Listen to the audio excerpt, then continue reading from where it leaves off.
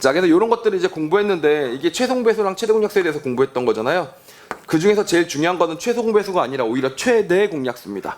알겠죠? 최대 공약수라서 최대 공약수를 구하는 방법에 대한 얘기를 한번 해보도록 하겠습니다. 최대 공약수 구하기. 최대 공약수는 어떻게 구하는 것인가? 최대 공약수를 여러분이 구하시는 방법은 소인수 분해로 이렇게 해서 구하지. 이렇게 해서 이렇게. 그렇지? 똑같은 걸 빼가지고 그다음에 가장 왼쪽에 모인 걸 최대 공약수라고 생각하잖아. 자, 그렇게 하던 거는 초등학생 때 이야기고요. 이제 수리논술을 공부한다라고 하면 최대 공약수는 더 이상 그렇게 구하지 않습니다. 최대 공약수는 뭐로 구한다고? 유클리드 호재법이라는 걸로 구하게 됩니다. 유클리드란 분이 만든 호재법, 서로서로 나눈다 이런 뜻이거든요. 서로서로 나누는 이 방법을 통해서 최대 공약수를 구한다는 점을 하나 알아놓으세요. 알겠죠? 이 방법에 대해서 공부를 좀 해보도록 하겠습니다. 재밌는 게 유클리드가 어느 시절 사람인지 알아요? 자, 옛날에 그 수학자들이 있잖아. 수학자들 세상에서 제일 나이 많은 원로격 수학자 넘버 원 이름 누구 꼽으면 되겠니? 아리스토텔레스? 수학자인가? 지뢰 때 이야기하신 그분 말하는 거 아니에요? 아리스토텔레스, 그치? 보통 수학자에서 원로를 꼽으면 유클리드를 꼽습니다. 유클리드 원론 만들었고요. 그 다음에 유클리드 호재법 만들었고요. 그 다음에 좀 이따 공부할 소수는 무한하다 이런 거 증명했고요. 그래서 유클리드를 꼽거든. 최고의 수학자는 누구 꼽게? 넘버 원 수학자, 최고의 수학자는 보통 가우스를 꼽습니다. 가우스가 너무 많은 일들을 해냈기 때문에 실제로 수학에 공부하다 보면 가우스가 다 했나? 이런 생각이 들 정도로 가우스가 일을 많이 했어요. 알겠죠? 그래서 이제 가우스가 최고의 수학자를 꼽히고, 그럼 가우스에 필적할 만한 수학자는 없다. 왜냐하면 가우스가 너무 위대하기 때문에 다 이진이다. 가우스랑 급이 다르다. 이렇게 분류가 되다가 그나마 가우스랑 맞짱 뜨려면 대신 옛날 사람을 데리고 오는 거지. 옛날 사람. 옛날 사람 데리고 오는 방법은 이제 유클리드나 아니면 뭐 아르키메데스나 이런 사람들이 오기 시작하면 그나마 이제 가우스, 그 사람보다 업적은 적지만 초기였으니까 그 사람이 더 많이 만들었다. 뭐 이런 식으로 약속하는 게, 그러니까 그 급의 수학자가 유클리드예요. 그럼 다시 말하면 유클리드 호재법은 언제 만들어졌겠어? 겁나 옛날에 만들었다는 얘기지. 막 수학이 태동기에 만들어졌는데 지금까지도 최대 공약수 구하는 방법 중에서 가장 빠른 방법으로 인정받습니다. 알겠죠? 지금 이 순간까지도. 그러니까 다시 말하면 옛날에 만들어왔는데 그걸 이상을 아직도 못 이겼다 이런 얘기가 되는 거고요. 어떻게 구하는 거냐면 자연수 mn에 대해서, 자연수 mn이 있는데, 자, m과 n이 있는데 m을 n으로 나눠봐요. 그랬더니 몫이 q가 나오고 나머지가 r이 나왔어요. 근데 그 나머지 r은 무조건 어떻게 표현해야 된다고? m보다 작고 0보다는 같거나 크다. 이렇게 표현해줘야 된다고. 여기까지 공부했었잖아. 그치? 자, 이렇게 표현해줬어야 되는데 이때 어떤 과정이 만들어지는 거냐? m과 n의 최대 공약수가 n과 r의 최대 공약수랑 똑같다. 자, 봐봐. 얘네들의 최대 공약수를 구할 거야. 얘네들의 최대 공약수를 구하고 싶으면 작은 놈으로 큰 놈을 나눠. 작은 놈으로 큰 놈을 나누고 나면 나누어 떨어지지 않으니까 최대 공약수를 구하려고 하는 거 아니야. 나누어 떨어졌으면 그냥 자기 자신이 최대 공약수겠지. 근데 나누어 떨어지지 않고 나니까 r이 나온 거야. r이. 나머지 r이 나온 거야. 그러면 그 둘의 최대 공약수를 구하는 대신에 뭐로 바꾸냐면 n은 그대로 내비놓고 r로 바꾸는 거야. 그럼 봐봐. n 입장에서 보면 m은 지보다 큰 놈이었는데 이제 요 n 입장에서 보면 뭐야? 지보다 작은 놈이랑 최대 공약수를 구하면 되는 걸로 바뀌었잖아. 그래서 이 짓을 어떻게 하냐면 계속해. 계속. 반복. 언제까지? 나누어 떨어질 때까지 반복해. 그러다 보면 최대 공약수가 나온다. 이게 핵심이에요. 알겠죠? 요게 이제 최대 공약수라고 보시면 되겠습니다. 뭔 말인지 보여드릴까요? 자, 여기 보면 제가 예를 들어놨네요. 예를 들어서 한번 문제를 풀어보도록 하겠습니다. 솔직히 예를 안 들면 알아듣기가 힘들어요. 거기 보니까 1071하고 1029 알겠지? 1071하고 1029를 인수분해를 해야 되는, 그러니까 최대 공약수를 구해봐야 되는 상황이다 라고 보겠습니다. 얘들아, 1071하고 1029를 해봐야 되면 이게 되게 힘든 게, 맨 처음에 뭐 해보게 될까? 이렇게 나눠가지고 맨 처음에 3 해보죠. 3 해봤더니 되나? 되네. 그치? 그 다음 또 뭐 해보냐면 또 7 해보고 이렇게 해서 이렇게 많이 내려가지. 그치? 근데 이렇게 내려갈 때 문제점이 한 가지가 있을 수 있는 게 뭐냐면 운 좋아서 이렇게 3 되고 운 좋아서 7 되고 이러면 괜찮은데, 만약에 여기 있는 숫자들이 막 이런 것들인 거야. 막 1000 넘어가는 엄청난 큰 소수와 또 1000 넘어가는 엄청난 큰 소수 둘의 곱으로 만들어져 있는 거야. 소수 두 개의 곱.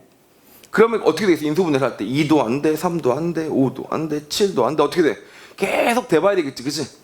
계속 안 되다가 어떻게? 막 몇 천 넘어가서 갑자기 소수가 띵 하고 나온다고. 자, 그럼 그 친구는 나눗셈 도대체 몇 번 해봐야 되는 거야. 맞지? 자, 근데 그렇게 하는 게 아니라 얘를 만약에 유클리드 호재법으로 하잖아요. 1071을 나눠봅니다. 1071을 나눠보면 1029로 나눴으니까 몫이 얼마가 나와? 몫은 당연히 1이 나오겠고 71에서 29로 빼는 거니까 42가 나오게 되겠네요. 이렇게 되는 거지. 그럼 다시 말하면 얘네 둘의 최종약수는 뭐하고 똑같다고? 1029하고 42의 최종약수하고 똑같은 거라고. 알겠죠? 그래서 다시 바꾸는 거야. 1029를 그럼 42로 나눠볼래. 42로 나눠보면 어떻게 되냐면, 나눠볼게요. 2를 넣었더니 84가 나왔어. 그럼 189니까 189면 42가 몇 개쯤 들어갈까? 4개쯤 들어가나? 근데 24개를 똑같이 때렸어. 4개를 때리면 168이 되는 거니까 21이 남게 되겠네. 다시 21이 된 거지 이렇게. 알겠죠? 끝났죠? 그럼 뭔 소리야? 1029랑 42를 때리는 거는 42하고 21의 최종약수를 구하는 거하고 또 똑같다고. 그런데 42는 21로 나눠보니까 어떻게 나눠 떨어지는 게 되지. 그러니까 무슨 소리야? 끝. 답은 최종약수가 21이다 라고 찾을 수 있다는 얘기예요. 나눗셈을 2번 하니까 어떻게 했어? 금방 계산이 끝나버렸죠. 최종약수가 나와졌죠. 그래서 이제 항상 나머지를 가지고 해나간다 라는 게 바로 뭐라고? 유클리드 호재법의 방법이다 라고 생각해 주시면 되겠습니다. 이해 갑니까? 다시요. 2개의 자연수가 있으면 큰 수를 작은 수로 나눠. 그래서 걔를 나머지만 남겨. 나머지는 지보다 작아졌잖아. 그럼 걔네 둘이 또 다시 나머지를 구하고 그래서 점점 최종약수를 줄여 나가다 보면 서로 나눠 떨어지는 순간이 생기고, 이게 나눈다는 행동 자체가 엄청나게 빨리 일어나는 거기 때문에 분명히 최종약수가 반드시 만들어지게 된다 라고 보시면 돼요. 왜 그런지 간단히 맥만 잡아보자면 이렇게 된다고 보시면 됩니다. 만약에 여러분 잘 보세요. M도 어떤 최대공약수 D의 배수였던 거야. N도 최대공약수 D의 배수였던 거야. 그래서 M과 N이 뭐였다고? 각각 다 딱 D의 배수들이었다고 치자고. 그러면 그 녀석의 D의 배수고 여기도 D의 배수니까 요 나머지 R도 뭐가 됐겠어요? 이게 딱 그 D의 배수가 됐겠지. 그러니까 얘네들의 관계를 찾는 거랑 얘네들의 관계를 찾는 것이 본질적으로 크게 다르지가 않았다는 얘기죠. 그거에 착안해서 그 짓을 하니까 대신 나누기를 해서 나머지를 구한다는 행동은 되게 푹 감소시키는 행동들이기 때문에 상대 숫자가 아무리 크더라도 금방 풀어나갈 수 있게 된다. 이렇게 되는 겁니다. 알겠죠? 그래서 생각보다 되게 빠르게 최종약수가 구해지는 방법이 뭐다? 유클리드 호재법인데, 일반적으로 고등학교 교육과정에서 꼭 이걸 쓰진 않아요. 왜냐하면 유클리드 호재법은 단지 수학 계산의 방법밖에 안 되다 보니까 이런 걸 쓰지 않아. 자, 그러다 보니까 여러분한테 익숙하지가 않은데 수리 논술 문제에서는 간접적으로 많이 나올 수 있는 주제다라는 얘기를 드리고 싶은 겁니다. 알겠죠? 그래서 그런 점들 하나 알아놓도록 하고 요 얘기 잠깐 해보도록 하겠습니다. 그 영화에 대한 이야기인데요. 영화에 대한 이야기. 영화 속의 수학 이런 거 들어본 적 있니? 영화 속의 수학? 영화 속에서는 수학을 다루기보다는 보통 수학자를 다루죠. 천재 수학자를 다루죠. 솔직히 천재 수학자의 인생이라고 해야 영화적 재미가 있지. 영화 속에서 영화 주인공이 나와가지고 참 수학은 어떨까요? 뭐 이렇게 하기 시작하면 재미없지. 재밌었던 주제 중에 한 가지 중에 이런 거 있었어요. 그 혹시 몬티올 딜레마라고 알아? 뭐 문 세 개 중에 하나의 문에는 염소가 있고 뭐 두 개의 문에 염소가 있고 하나의 문에는 포르쉐가 있고 뭐 이런 문제 있잖아. 보통 사람들이 헷갈려하지만 정확하게 판단을 잘 못 내리는 그 몬티올 딜레마가 있는데, 자, 그 내용이 이제 나온 영화가 하나가 뭐냐면 21인가 그런 영화가 있었죠. MIT 수학 천재들이 모여가지고 머리를 맞대고 카지노를 터는 방법을 연구해서, 합법적으로 터는 방법을 연구해서, 그래서 결국 카지노에서 돈을 빼가면서 뭐 그러면서 일어나는 일들을 영화로 만든 건데, 그럼 영화 쪽 스토리가 좀 나오잖아. 천재 같은 얘기들이 나오니까. 그래가지고 이제 그 장면이 걔네들이 천재임을 부각시키기 위해서 그 몬티올 딜레마가 수학 영화에서 좀 나온 게 있었고, 그렇게 이제 영화에다 보면 장면 중에 그런 것들이 이제 나오는 것들이 있어요. 그래서 이걸 보면서 아, 저거 수리 논술 문제로 나오면 어떨까 이런 재미들을 가질 때가 있었는데, 보통 제가 기억나는 거 몇 개만 더 설명드리자면 인디애나 존스? 인디애나 존스 뭔지 알아? 아, 이제 시대가 많이 바뀌었구나. 네, 옛날에 인디애나 존스라는 어떤 박사가 모험을 떠나가지고 동굴에서 뭐 금화를 탈출해갖고 오는, 꺼내갖고 오는 뭐 이런 게 있었습니다. 근데 거기서 이걸 잘 해야지만 이게 뭐 금화를 가져갈 수 있는데, 거기서 수학적인 저울질을 잘 해가지고 탈출해야 되는 그런 문제가 있었고요. 자, 그건 너무 옛날 얘기 하지 말고 그럼 요거까지만 한번 해보도록 합시다. 이건 들어본 적 있을걸? 다이아드란 영화는 들어본 적 있니? 다이아드 들어본 적 없어? 제가 그렇게 오래된 사람이 아닌데 오래된 사람인가 보네요.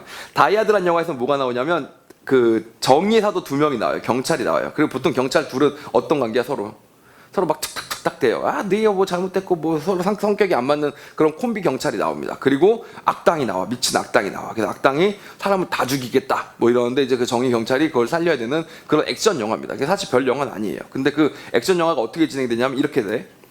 그 악당이 되게 생각보다 악당이긴 한데 은근히 친데레 구석이 있어가지고 친절한 면이 있어요. 그게 뭐라고 하냐면, 야, 너 지금 내가 무슨 미션을 내줄 테니까 그 미션을 몇 분 내에 안 하면 사람들 다 죽는다. 알았어? 그럼 이제 맨 처음에는 경찰이 왜 뭐야? 그거 믿으라는 거야, 병신아? 뭐 이런 식으로 이제 빈정빈정 되는데, 네 믿어야 된다는 걸 보여주지. 이러면서 갑자기 내가 설치한 폭탄 한 개 터트려 줄게. 하면 뻥 하니 갑자기 뭐가 빵 하고 터져요. 그러니까 이제 얘가 장난치는 게 아니라는 걸 알게 된 거야. 자, 그러면 진짜로 뭐 못하게 되면 막 갑자기 무너지다가 갑자기 또 간신히 그 미션 성공해내서 그 붕괴가 갑자기 멈추고 뭐 이런 식으로 이제 몇 번을 해. 그러다가 결정적으로 어떤 장면이 하나 있었냐면 물통으로 물을 만드라는 장면이 있는데 예를 들면 이런 거예요. 5리터짜리 물통하고 7리터짜리 물통이 있는데 5리터랑 7리터짜리 물통에는 눈금은 없어. 그래서 가득 채우면 5리터고 그냥 가득 채우면 7리터인 건 아는데 정확하게 뭐 3리터만 채우고 이런 거 안 되는 거지. 알겠죠? 그 두 개를 주고는 나보러 예를 들면 뭐 4리터를 채워라 이렇게 하는 거야. 4리터를 만들어라. 5리터짜리 물통이랑 7리터짜리 물통을 주고 큰 웅덩이에다가 4리터만큼을 딱 정확하게 물을 넣으면 그러면 사람들 살려줄게. 뭐 이렇게 하는 거죠. 그래가지고 이제 당연히 그 영화 장면에서는 경찰들이 사람을 살리려고 막 뛰어가서 막 물을 부었다가 뺐다가 하면 이제 그걸 보고 있는 관객들은 막 조마조마 저러다가 못하면 어떡하지 하다가 결국 해 못해. 결국 해서 사람들이 다 죽었다?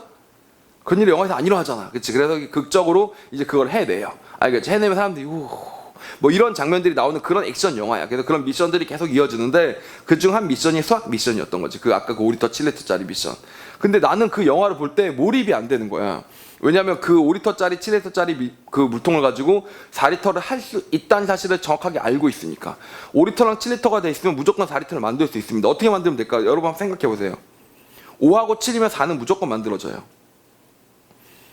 어떻게 하면 딱 제일 쉽게 4리터 만들 수 있니? 2리터 만들 수 있잖아. 2리터. 어떻게 하면? 빼면 7에서 5를 빼면 되죠. 7을 먼저 붓고 5리터짜리 다시 드러내는 거죠. 그럼 몇 리터 남았어? 2리터 남았지. 그걸 두 번 하면 어떻게 돼? 4리터가 쌓이게 되는 거지. 그렇게 해주면 돼요. 결국 7 곱하기 2에서 5 곱하기 마이너스 2를 더해주면 되는 거지. 7을 두 번 하고 5를 두 번 빼주는 거죠. 그럼 4리터가 만들어진다고요. 그냥 만들어진다는 걸 알고 있는 거예요. 만들어지는 관계가 있고 안 만들어지는 관계가 있는데 만들어지는지 안 만들어지는지를 판가름하는 기준을 나는 알고 있으니까 영화를 볼 때 몰입이 안 되는 거야. 사람들은 다 막 못 만들면 어떡하지? 만들 수 있는 건 하는 거야? 뭐 이러면서 이제 영화 경찰도 막 그런 장면을 해요. 이 새끼가 되는 거 맞아? 안 되는 거 시키는 거 아니야? 막 이러면서 이제 하는데 돼. 이하고 이 빼면 돼. 뭐 이러고 있으니까 얼마나 재미가 없어요, 영화가. 그죠? 근데 여러분들도 재미없게 만들어 드리겠다. 이게 소비의 목적이다. 라고 보시면 되겠습니다. 알겠죠? 한번 해볼게요. 한번 이것도 똑같이 한번 만들어 보세요.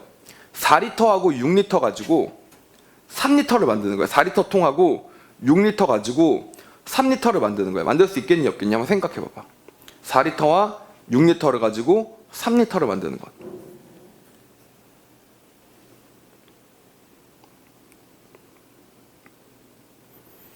(4리터와 6리터를) 가지고는 3리터를 만들 수가 아예 없어요.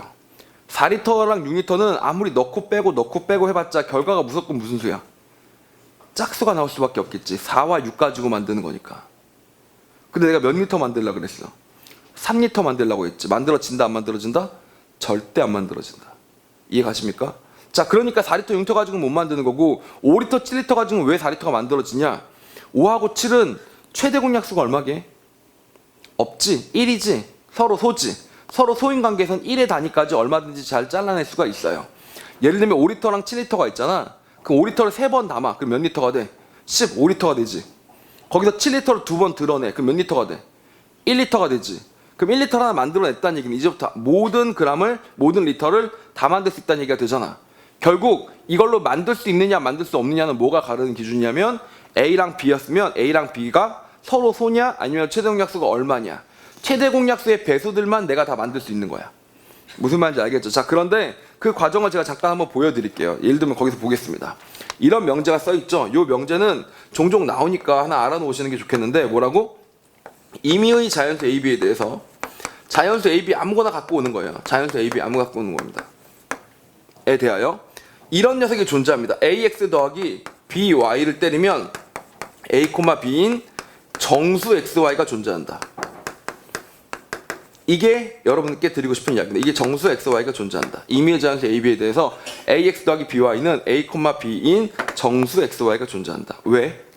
이게 무슨 말이야? 임의의 자연수 AB에 대하여. 그러니까 어떤 놈을 갖고 오더라도 걔네들의 뭘 만들 수 있다고? 최대 공약수를 만들어낼 수 있다고. 그래서 아까도 보면 5리터랑 7리터면 최대 공약수인 1을 무조건 만들 수 있었잖아. 뭐 3하고 2 빼면 되는 거 있었잖아. 그치? 뺄 수도 있는 거니까 자연수가 아니고 정수인 거야. 알겠지? 그런 녀석을 무조건 만들 수 있다. 이게 뭐야? 이게 수학의 진리 중에 한 가지다. 이런 얘기죠. 그래서 아까도 마찬가지로 뭐예요? 4리터랑 6리터는 최대 공약수가 2니까 2리터는 얼마든지 만들 수 있는데 다 만들어지고 나면 결과가 무조건 2의 배수일 수밖에 없으니까 안 된다. 이런 얘기를 하는 거죠. 알겠죠? 자, 그런데 이렇게 된다는 사실하고 갑자기 생뚱맞게 생뚱맞게 다이아드 이야기는 왜 하면서 이런 얘기가 왜 나오는 거야? 자, 이게 뭐랑 연관이 있냐면 유클리드 호재법에서 충분히 전 설명이 된다라고 보시면 됩니다. 보세요. 21이라는 녀석은 어떻게 구했었니? 21이라는 녀석은 21이라고 1071과 1029의 최대 공약수가 있었잖아. 이 21이라는 녀석의 최대 공약수를 구해나가는 과정을 잘 살펴보면 1029를 42로 나눴더니 몫이 24하고 나머지가 21이었잖아. 맞지? 자, 그럼 이 목 24를 하기 전에 몫은 24였다고 치고 이 42는 어디서 나온 거야? 42는 또 오히려 1071에서 1029를 해서 1을 빼고 나온 거잖아. 그러니까 이 식을 쓰면 이렇게 되는 거야. 1029라는 녀석은 42로 나왔더니 몫이 24인데 42가 뭐냐면 1071을 1029로 나눠서 목 1을 빼고 난 나머지였다는 거지. 이렇게 된 거지. 그 녀석을 다시 몇 배 했다고? 24배 하고 다시 21을 더해준 거잖아. 이렇게 21을 더해준 거잖아. 맞습니까? 그럼 요 20일 빼고, 얘들아 봐봐. 요 20일 빼고 나머지 것들을 다 한쪽으로 몰면 전부 다 뭐와 뭐의 콤보야? 1029랑 1071의 콤보로 만들어져 있겠지. 이해 갑니까? 그러니까 예를 들면 이렇게 되는 거야. A랑 B라는 숫자가 있었어. 그럼 서로 나누면서 뭘 만들어? 이제 걔의 최대 공약수를 만들어.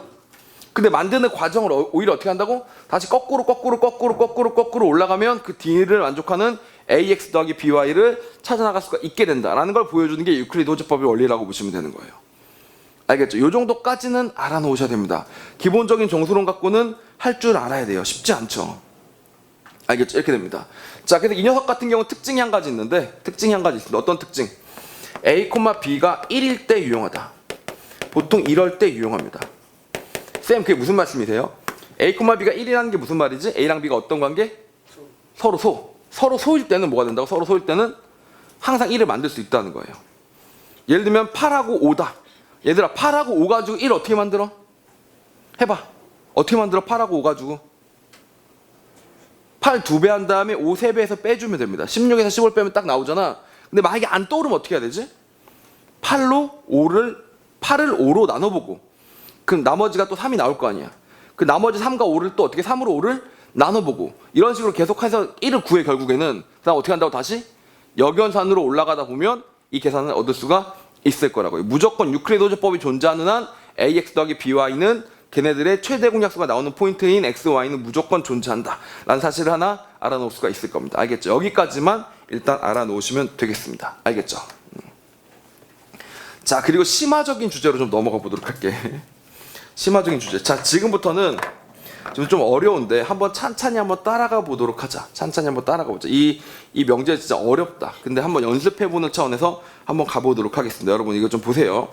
임의의 자연수 AB에 대해서 AB가 어떻다고? 임의의 자연수 AB에 대해서 완전히 서로 지 멋대로 가는 겁니다. 알겠죠? 그런데 AX 더하기 BY, 다시 말하면 물통을 가지고 만들었는데 그 결과가 음수면 안 돼요. 물을 막 더 오히려 쏟아내는 거야. 그러면 안 돼. 알겠지? 양수를 똑같이 해가지고 그런 녀석들을 골라서 X랑 Y는 정수, 물을 빼는 것도 좋고 넣는 것도 좋은데 하여튼 결과적으로 무조건 양수가 나와야 되는 거야. 그런 애들을 전부 다 모았어요. 그렇게 전부 다 모았다고. 그 아까 여기서 모은 애들 중에 뭐가 존재할 수 있다 그랬어? 당연히 AX 더하기 BY로는 뭘 만들 수 있다고? 최대 공약수까지 만들어낼 수 있다고 분명히 얘기했었지? 근데 지금은 뭘 얘기하는 거냐면 이렇게 만들어온 것 중에서 의 최소원이 최대 공약수다라는 걸 보여주고 싶은 겁니다. 최소원이 최대 공약수인 걸 증명해보겠다 이런 얘기예요. 무슨 말인지 알겠어? 다시 헷갈리죠? 자, 예를 들어볼게. 9리터짜리 물통하고 12리터짜리 물통이 있었어. 9리터짜리 물통하고 12리터짜리 물통이 있으면 최대 공약수가 3이잖아. 그럼 9리터짜리 물통과 12짜리 물통으로는 3리터는 만들 수가 있는데 2하고 1은 3보다 작은 애들은 뭐라고? 절대 못 만든다 라는 거를 증명해보겠다는 얘기야. 최대 공약수를 만들 수 있다가 아니라 만들 수도 있는데 그거보다 더 작은 건 아예 할 수가 없다. 그러니까 이게 무조건 제일 작은 놈이다 라는 걸 한번 증명해 보겠다는 거지. 알겠죠? 사실 근데 여러분들이 이런 정수론적 증명해 본 적이 있어 없어? 1도 없단 말이야. 이거 증명해 본 적이 없단 말이야. 그러니까 그 연습하는 측면에서도 이유가 돼요. 오늘 소수 공부를 하면서 여러분이 정말 하나 제대로 익히고 넘어가야 되는 증명법이 뭐냐? 귀류법입니다. 귀류법. 오케이? 여러분들이 만약에 2학년이거나 그 이하다. 정말 수련소를 처음 시작하는 거고 아직까지 시간이 넉넉하게 많다. 그럼 아예 귀류법 특강, 이래서 오늘 하루 귀류법 증명만 오지게 많이 해봅시다. 이럴 수 있을 텐데 지금 여러분은 그런 여유 있는 상태가 아니거든. 그러니까 귀류법은 귀류법대로 공부를 하면서 소수는 소수대로 공부하면서 양수 겸장 두 개를 한꺼번에 다 노릴 거예요. 소수를 공부하면서 증명은 귀류법으로 계속 해주는 거지. 그럼 여러분이 두 개 다 익힐 수 있게끔 그렇게 근데 최소원이 뭐예요? 최소원은 말 그대로 우리나라 말 최소원, 가장 작은 원소. 가장 작은 원소를 얘기하는 겁니다. 최소원 이럴 때 많이 쓰죠. 자연수 집합에는 항상 최소원이 있죠. 자연수 집합에는 항상 최소원이 존재한다. 당연한 말이죠. 그리고요, 집합 안에서 저 짝대기랑요, 아까 선생님이 사용했던 디바이드랑 표현이랑 같은 표현. 네, 기호는 같은 기호인데 여기서 보시면 요렇게 괄호가 있는 상태에서 이렇게 쓰면은 뭐냐면 이러이러한 이런 걸 모으겠다는 뜻이 되는 거고 조건제시법 아시죠? 그러나 이제 이거 없이 이것만 떨렁 쓰면은 이렇게만 딱 쓰면 뭐다? 이거는 이제 나눈다는 뜻이 됩니다. 그래서 이제 양쪽에 괄호가 있냐 없냐에 따라 달라지는 거예요. 기호는 똑같은 기호입니다. 그냥 바를 그으면 되는 거예요. 알겠죠? 이런 기호가 되는 게 맞고요. 자, 그래서 하여튼 이렇게 해서 최소원이 된다라는 걸 지금부터 증명을 해보겠다는 건데 증명을 뭘로 해보겠다고? 귀류법으로 증명을 할 거야. 그리고 귀류법으로 증명을 안 해본 친구들도 많을 테니까 적으세요. 여기다가 귀류법으로 시작할 때는 귀류법이라고 적고 시작하는 겁니다. 보통 이게 매너예요. 안 적어도 되긴 되거든. 근데 적어주는 게 매너예요. 고수쯤 아니면 모르겠고 논술 답안지 쓸 땐 귀류법이라고 적어주는 게 매너입니다. 왜냐면 채점한 사람 입장에서 보면 황당하거든. 봐봐. P면 Q임을 증명하시오라고 했는데 갑자기 얘가 Q가 아니라고 하자. 이렇게 하는 거예요. 왜? 이렇게 하는 거지. 왜 Q가 아니라고 하냐고? 그게 귀류법으로 증명하기 위해서 그런 거다라는 거니까 괄호 열고 귀류법 쓰고 괄호 닫고 Q가 아니라고 하자라고 시작하는 겁니다. 알겠죠? 귀류법은 보통 언제 쓰지? 얘들아, 귀류법 언제 쓰죠? 무엇이 없다, 무엇이 아니다 라는 거 증명할 때 귀류법으로 씁니다. 무엇이 없다는 건 어떻게 증명하는 줄 알아? 있다고 가정해요. 이게 있다 치자 라고 했는데 나중에 알고 보니까 말이 안 돼. 모순이야. 그래서 없다. 알겠죠? 그 다음에 무엇이 아니다 어떻게 증명해? 이거라고 하자 하니까 모순이야. 그래서 뭐야? 이거 아니다. 이런 식으로 갈 때 많이 쓰거든요. 아니면 너무 당연해서 이거 도대체 어떻게 증명해야 되는지 모르겠을 때 그때 귀류법을 씁니다. 혹시 너네 구간 단속이라고 알아? 구간 단속? 속도 단속할 때 사진으로 탁 찍잖아. 순간 단속으로. 그거 말고 구간 단속이라는 게 있어요. 운전할 때. 구간 단속 구간에 걸리면 모든 과속의 의지가 꺾이는 아주 강력한 단속 방법입니다. 예를 들면 뭐 지방 가는 고속도로 같은 데가 한 10km 돼. 근데 거길 들어갈 때 갑자기 사진을 착각 찍어. 그러면서 구간 단속 구간입니다 하고 내비에 뜨는 거야. 구간 단속 구간은 뭐냐면 그 주어진 구간 동안 일정한 시간이 무조건 흐르고 나가야만 과속이 아니라고 인정해 주는 거지. 그러니까 예를 들면 제한 속도가 100km야. 시속 100km인데 거리가 10km야. 그러면 얼마나 빨리 갈 수 있어? 가봐야. 얼마나 빨리 갈 수 있어? 100km를 10km로 하는 거니까 10분의 1시간이 걸려야 될 거 아닙니까? 그러니까 6분이 걸려야 되는 거 아니야?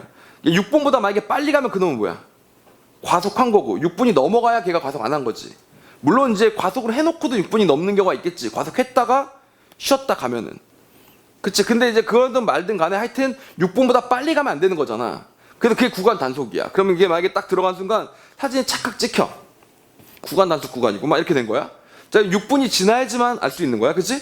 자, 그럼 이제 만약에 운전자 입장에서 그런 구간 단속 사진이 딱 맞잖아. 그러면 모든 의지가 사라져요. 어차피 6분이 지나면 6분이 지나기 전까지 저기를 못 나가. 굳이 빨리 갈 필요가 있어 없어? 그래서 모든 차들이 천천히 가서 딱 제 시간 내에 가가지고 보통 6분 3초가 되면 다 6분 2초, 6분 1초에 딱 지나가게끔 그렇게 운전들을 보통 한단 말이야.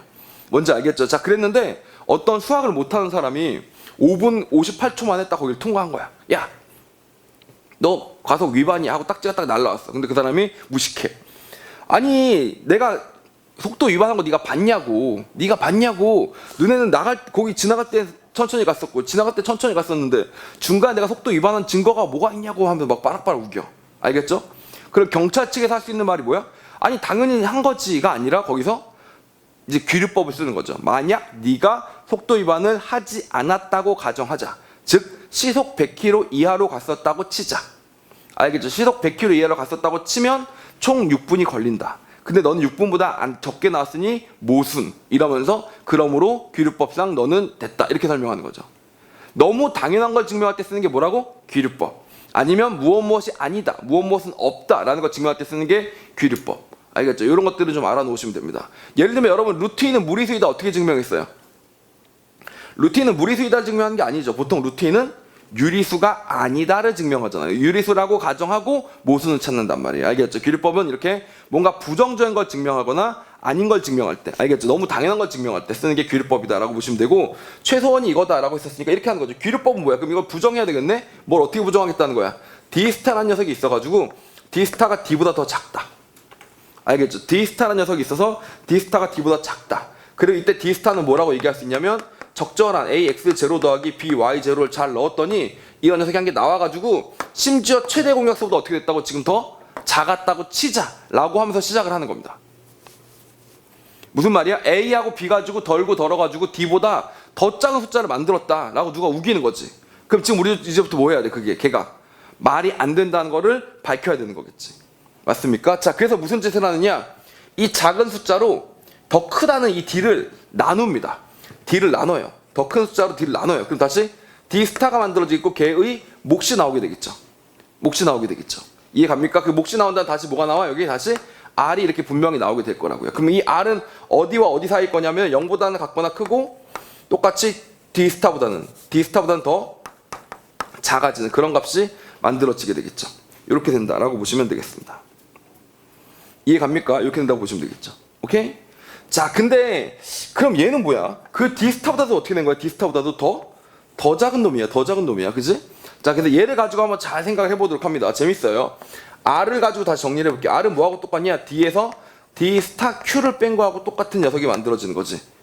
D에서 D스타 Q를 뺀 녀석하고 똑같습니다. 자, 그런데 여러분 D가 뭐예요? D가 애초에 AX 더하기 BY 꼴로 설명되는 어떤 식이었던 거고, 또 D스타도 마찬가지로 뭐야? AX0 더하기 BY0 란 녀석에다 똑같이 Q를 만들었었던 거지. 이렇게 이해 가십니까? 자, 이렇게 정리되다 보니까 A끼리 묶으면 묶어지더라 이런 얘기가 되는 거예요. X에서 QX0가 되는 거고, 다시 똑같이 B로 묶으면 Y에서 QY0가 만들어지는 거다 이렇게 되는 거예요. 이렇게요. 여기까지 무슨 말인지 아시겠어요? 자, 이게 무슨 문제가 있는지 알겠어? 이게 무슨 문제가 있는 건지 알겠니? 봐봐. 아까 D스타라고 할 때 D스타가 뭐라고? D보다 작은 녀석이 하나 있다 그랬지. 얘가 만약에 이 집단에서, 이 자연수 집단에서 가장 최소 녀석이었다고 가정을 하고 시작을 한 거잖아. 더 작은 애가 있어가지고 제일 작다 얘가 제일 작다 하고 갖고 온 거야. 그럼 걔는 뭐라고? 걔는 분명히 어떤 이렇게 A랑 B 가지고 잘 만든 숫자였을 텐데 그걸 가지고 나누니까 나머지가 나왔는데 그 나머지는 이렇게 생겨 먹어서 다시 걔도 뭐야?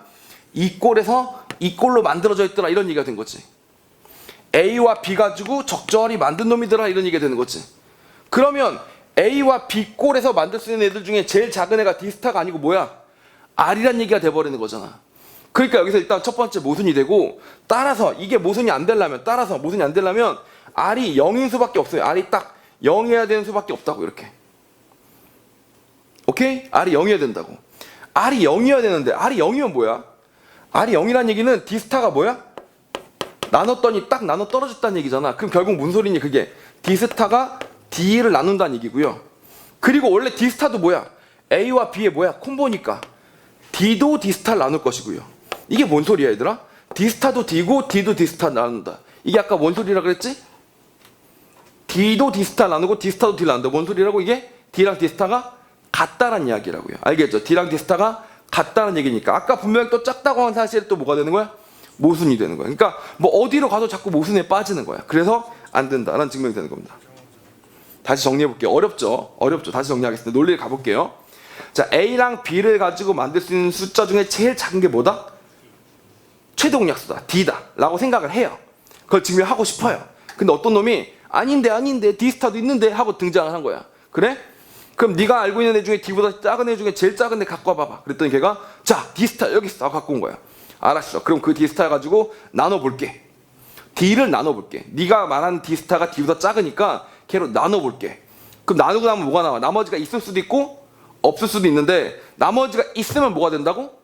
모순이 되는 거야. 나머지도 뭐로 만들어져 있으니까 이미 A와 B 가지고 적절히 만들어진 정수들의 곱으로 만들어져 있으니까 아까 R은 뭐야? 나머지가 존재하면 나머지는 D 스타보다 더 작은 놈일 거 아니야. 아까 걔한테 뭐 갖고 오라 그랬어? 네가 갖고 있는 것 중에 제일 작은 거 갖고 오라 그랬는데 제일 작은 거로 또 나눠보니까 또 작은 게 나와. 말이 안 되잖아. 그럼 뭐가 제일 작다는 거야? 이러니까 이제 R이 존재해도 뭐라고? 모순이 된다고. 근데 그럼 R이 없어요. R이 없어서 0이야. 0이라서 애초에 그냥 딱 나눠 떨어지는 거야. 나눠 떨어져도 모순인 게 그러면 D 스타가 D를 나누고 정의상 D는 D 스타를 나누고 그래서 D랑 D 스타가 서로 같아지니까 또 모순이다. 어렵죠? 확실히 이건 어렵긴 어렵습니다. 요 정도를 맥시멈이라고 생각하면서 한번 증명을 해보시면 좋겠습니다. 다시 한번 써보세요. 다시 한번 써보시는 자체로 해도 가장 여러분이 만날 수 있는 어려운 증명까지를 만났다라고 보시면 됩니다. 알겠죠? 여기까지가 소수에 대한 설명이다. 이렇게 생각해 보시면 되겠고요.